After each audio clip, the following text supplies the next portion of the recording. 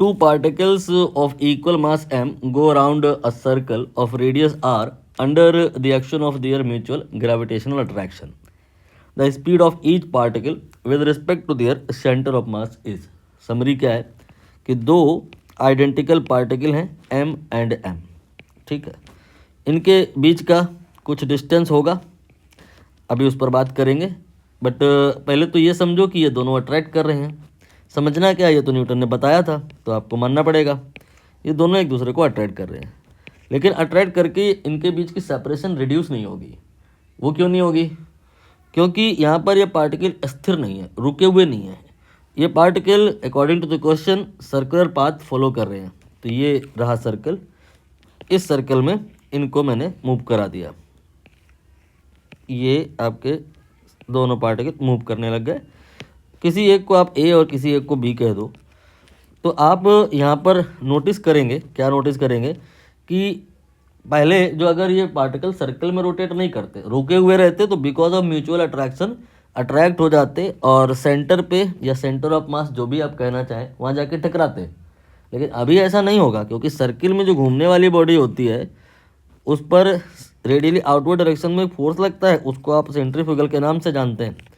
और वो होता कितना है? वो होता है एम आर ओमेगा स्क्वायर।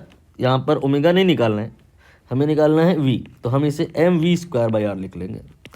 यहाँ पर इसे हम M V square by R लिख लेंगे।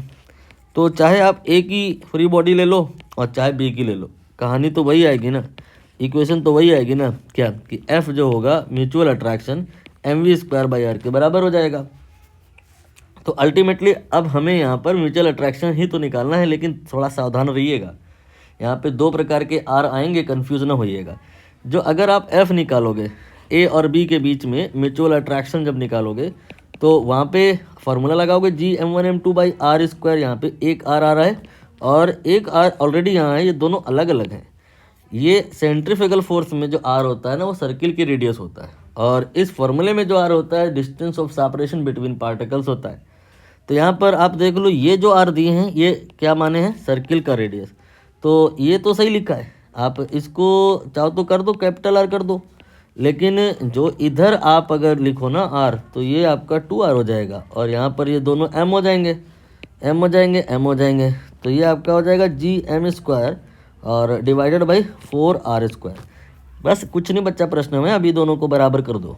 ये M V square by R जो सेंट्रीफ्यूगल है, ये mutual attraction G M square by 4r square से बराबर हो जाएगा। इधर आपने कैंसिल करना है, एक m हो जाएगा कैंसिल, एक m अभी भी रह जाएगा, और एक r कैंसिल हो जाएगा, एक r अभी भी रह जाएगा। तो v square will be G M and divide by 4r। देख लो, और कुछ तो बच नहीं रहा है।